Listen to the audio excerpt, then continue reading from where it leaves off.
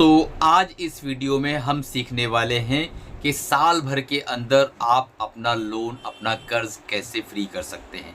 अगर आपकी एज 25 से 30 साल के बीच में है, आप शादीशुदा हैं और आपके पास सिर्फ एक बच्चा है और 30,000 के आसपास की सैलरी है और आपने कुछ कर्ज ले रखा है, तो ये वीडियो आपके लिए है। मैं इसमें एक रोड मैप देने वाला हूँ, इस तरीके की चीज़ें समझाने वाला हूँ जो यूट्यूब पर आपने अभी तक नहीं देखा होगा।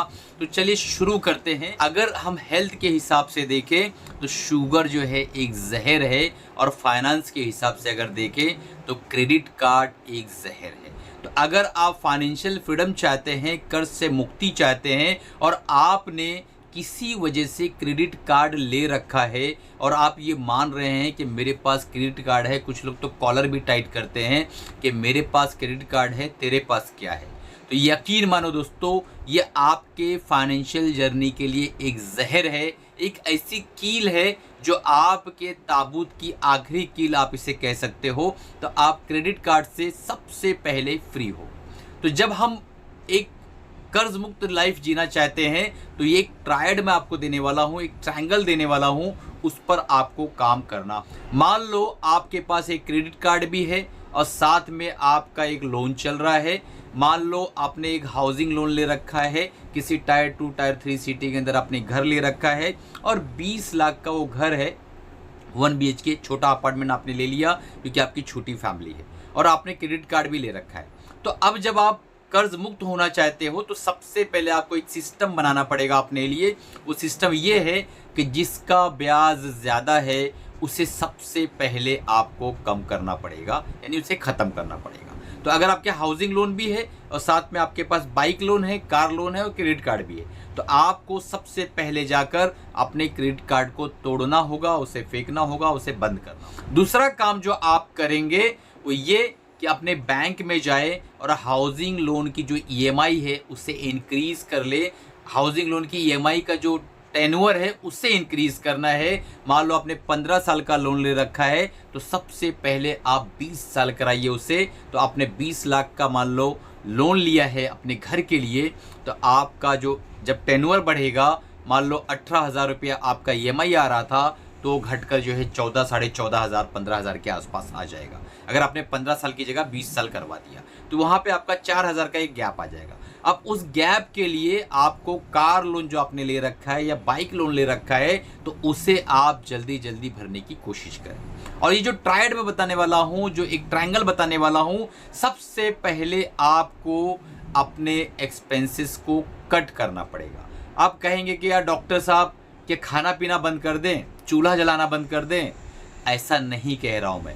गैर ज़रूरी बहुत सारी ऐसी चीज़ें हैं, आप होटलबाजी भी करते हैं, फजूल खर्ची करते हैं, एक्स्ट्रा एक्सपेंस करते हैं, उन चीज़ों को आपको लगाम लगाना पड़ेगा और ये लगाना ही पड़ेगा। और कोई दूसरा तरीका नहीं है आपके पास, दूसरा विकल्प नहीं है। अगर आपके कर्ज को ख़त्म करना है आपको तो ये आपको लगाना पड़ेगा। आपने लगाम लगा दिया, एक्सपेंसेस आपने कट ऑफ कर दिया। हर आदमी अपने गिरेबान में अगर झांक कर देखे तो उसे समझ में आएगा कि 15 से 20% एक्सपेंस हमारा फजूल खर्च होता है। नेटफ्लिक्स का सब्सक्रिप्शन ले रखा है आपने, मान लो किसी यूट्यूबर का ज्वाइन मेंबरशिप ले रखा है, बहुत सारी ऐसी चीज़ें हैं जहां से आपको बेनिफिट नहीं हो रहा है, लेकिन जो है आप उसे ले रखे हैं और आप उसको समझ में भी आपको नहीं आता कि मेरा ये खर्च हो रहा है। दोस्तों एक चीज़ याद रखो, बूंद बूंद से घड़ा भरता है। अगर आपने बूंद बूंद अपने अकाउंट से जाना रोक दिया तो आपका अकाउंट धीरे धीरे बढ़ना चालू हो जाए। आपकी सैलरी 30,000 है, आप अपनी स्किल पे इम्प्रूव करो। अगर आप स्किल पे इम्प्रूव करते हो स्किल को, तो हो सकता है जिस जगह पे आप काम कर रहे हो वहाँ आपको हायर पोजीशन मिल जाए। हो सकता है आप अपनी स्किल के हिसाब से दूसरी चीज़ें करने लगो, यूट्यूब पर कंटेंट क्रिएशन करो, बुक लिखना शुरू कर दो या कोई और काम भी साथ में पैरेलल करो, तो आपकी वहाँ से कुछ इनकम चालू होगी और उस इनकम को आप एक्सपेंस बढ़ाने के लिए मत यूज़ करो, अपने कर्जों को पाटने के लिए यूज़ करो। तो ये हो गया 2 चीज़। और तीसरा हो गया कि आप जो है अपने आप को इन्वेस्टिंग में लगाओ, यानी कुछ पैसे आप इन्वेस्टमेंट पे लगाओ। 10% से ही, अपनी कमाई का 10% ही से ही कुछ फंड वगैरह लो, म्यूचुअल फंड्स लो, गोल्ड लो, सिल्वर लो, जो जहाँ भी आपका फाइनेंशियल एडवाइज़र मशवरा देता है वहाँ पे इन्वेस्ट करो, जो आपकी महंगाई से जो है थोड़ा सा ज़्यादा आपको रिटर्न दे दे। 7% की हम लोग ये महंगाई मान के चलते हैं। अगर आपका रिटर्न जो है 11-12% का आता है तो धीरे धीरे आपका पैसा ग्रो हो रहा है, ना कि आपका पैसा किल हो रहा है। तो ये जो तरीका है जो मैंने अभी आपको बताया, ये श्योर शॉर्ट तरीका है आपको अपने ग्रेड पर, यानी कोई आपका दोस्त घूमने चला गया, फिर आपने भी टिकट निकाले, आप भी निकल गए, आपका उसमें 1,50,000 खर्चा हो गया, ऐसा नहीं करना है।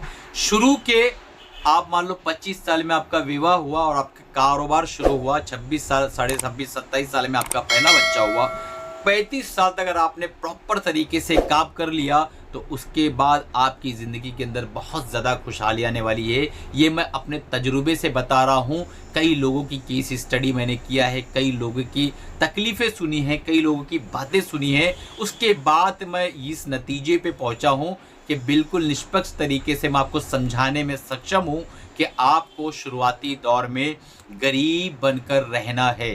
डुप्लीकेट अमीर ना बने, ओरिजिनल गरीब बनकर रहो, ताकि आपका पैसा धीरे धीरे इन्वेस्ट होकर ग्रो हो, आप कर्ज ट्रैप से बाहर निकल पाओ।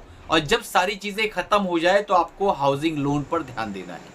हाउसिंग लोन एक ऐसा लोन है, अगर आपने ले रखा है तो वो लोन आपका जो है एक एसेट बिल्ड कर रहा है, पहली चीज़। दूसरा, अगर आपने 8-9%, 7% पे ले रखा है तो लगभग आपके इन्फ्लेशन के आसपास ही जो है वो चीज़ मिल रही है, आपका रेंट बच रहा है, साथ में आपका इन्फ्लेशन 7% बढ़ा, आपने आज ही पूरे के पूरा पैसा जो है ले रखा है, तो इन्फ्लेशन को जब एडजस्ट करोगे तो आपका लोन आधे 1% पे पड़ेगा। और जो आपका जो प्रॉपर्टी की वैल्यूएशन बढ़ेगी, अगर उसको जब प्लस माइनस करोगे तो आप प्रॉफिट में निकलोगे। तो हाउसिंग लोन मैं आपके ऊपर छोड़ता हूँ कि आप, अगर आपकी कमाई का 30% तक का, 20% तक का EMI जा रहा है तो आप हाउसिंग लोन जो है उसको कंटिन्यू कर सकते हैं। अगर उससे भी फ्री होना चाहते हैं तो आपके पास नई स्किल है, पैरेलल इनकम शुरू हुई, एक्सपेंस आपने कम कर लिया है और साथ में आप इन्वेस्ट कर रहे हैं, तो आप जो है हाउसिंग लोन को भी आप पार्ट पेमेंट करके धीरे धीरे अपने प्रिंसिपल को कम करते करते उसको भी ख़त्म कर सकते हैं